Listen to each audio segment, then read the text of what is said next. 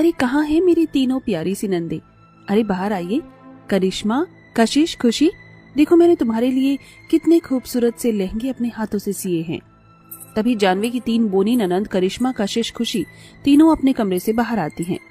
Wow भाभी, आपने तो कितने प्यारे लहंगे सिए हमारे लिए। हाँ देख खुशी, जब तुम तीनों तुम्हारी शादी के दिन ये लहंगे पहनोगी ना, तो तुम तीनों किसी परियों से कम नहीं लगोगे। तभी बोनी कशिश जानवी के हाथ से एक लहंगा लेने लगती है। अरे अभी नहीं कशिश, 2 दिन बाद शादी है तुम्हारी, तब पहनना। भाभी एक बार पहन कर देखने दीजिए ना। अरे नहीं कशिश, ये लहंगा खराब। भाभी दीजिए ना। अरे नहीं भाभी। तभी बोनी कशिश की आँख खुल जाती है। बोनी कशिश फटे पुराने कपड़े पहने अपने छोटे से मिट्टी के घर में सोई हुई थी। तो ये सपना था। कशिश लहंगे की बात का सपना देख रही थी। तभी वो जोर जोर से रोने लगती है। ये देखकर उसकी 2 बोनी बहनें करिश्मा, खुशी, भाभी जानवी और बूढ़ी माँ मेनका सब वहाँ आते हैं। क्या हुआ कशिश, कोई बुरा सपना देखा क्या? भाभी, हमारी शादियाँ क्यों नहीं हो रही हैं? ये सुनकर सब उदास हो जाते हैं। तभी कशिश सपने के बारे में सबको बताती है। हाँ भाभी, हमारी उम्र की सभी लड़कियों की शादी हो चुकी है, बस हम तीनों बहनें ही अब तक कुंवारी बैठी हैं। क्या बोनी हाइट वालों की शादियाँ नहीं होती? 25 साल की उम्र हो चुकी है हमारी, पर हमारी बोनी हाइट की वजह से ना कोई रिश्ते आ रहे हमें, ना कोई हमें पसंद कर रहा है। करिश्मा, तुम्हारी भी शादी होगी। तीनों बोनी बहनें अपने कमरे से चली जाती हैं। भगवान जी, मेरी बेटियां ऐसी बोनी क्यों हैं? मेरे जीते जी मेरी बेटियों की भी शादी हो जाए। मेनका मदनपुर गांव में अपनी 3 बोनी बेटियां और बहू जानवी के साथ अपने छोटे से घर में बड़ी गरीबी में अपना जीवन बिता रही थी। मेनका की तीनों बेटियां 25 साल की थी, पर उनकी हाइट 10 साल के बच्चे जितनी छोटी बोनी थी। बोनी हाइट के चलते उनकी अब तक कहीं शादी भी नहीं हो रही थी। मेनका ने अपनी बेटियों के लिए हजारों रिश्ते देखे थे, पर हर एक रिश्ते की ना सुन सुनकर वो परेशान हो चुकी थी। जानवी का पति राकेश कुछ दिन पहले ही एक हादसे का शिकार बनकर स्वर्गवासी हो चुका था।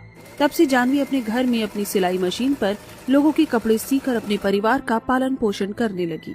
तभी जानवी मशीन पर कपड़े सीने बैठ जाती है। बहू, घर में राशन खत्म हो चुका है, तेरे पास कुछ पैसे हो तो राशन ले आना।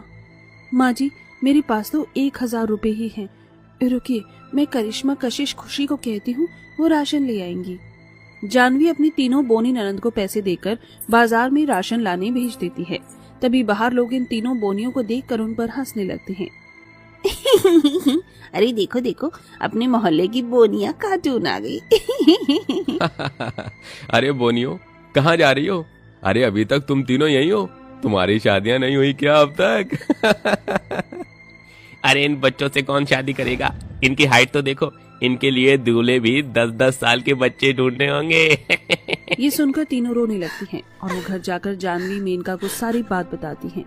भाभी, हमें नहीं जाना घर से बाहर, लोग फिर से हमारी बोनी हाइट का मजाक बना रहे हैं। करिश्मा, तुम क्यों लोगों की बात पर ध्यान देती हो? नहीं भाभी, हम आज के बाद से घर से बाहर नहीं जाएंगे। तीनों अपने कमरे में चली जाती हैं। लोगों में अपना मजाक न बने इसके लिए न ही उन्हें कोई पढ़ाई की थी, न ही इस डर से ये घर से बाहर निकलती थी। कई दिन ऐसे ही बीत जाते हैं। एक दिन मेनका जानवी बाजार में कुछ सामान खरीदने आते हैं।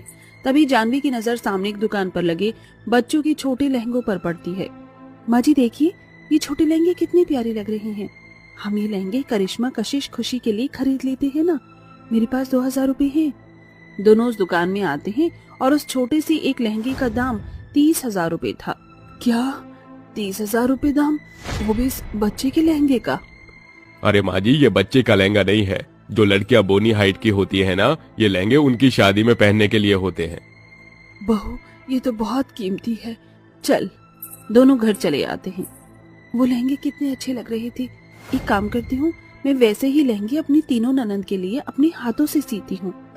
तभी जानवी फिर से मार्केट में आती है और कच्चे कपड़े के अलग अलग टुकड़े खरीद कर घर ले आती है और अपनी सास और अपनी ननंद से छुपकर रात को उन कपड़ों से लहंगे सीने लगती है। करीब 8 रात तक जागने के बाद आखिरकार जानवी अपनी तीनों ननंद के लिए वैसे ही खूबसूरत से ब्राइडल लहंगे सी लेती है, जैसे लहंगे उसने उस दुकान पर देखे थे। एक दिन सवेरे मेनका अपनी बेटियों के साथ कुछ काम से बाहर चली जाती है और जानवी रसोई में थी। घर में राशन तो खत्म हो चुका है, कितनी भूख भी लग रही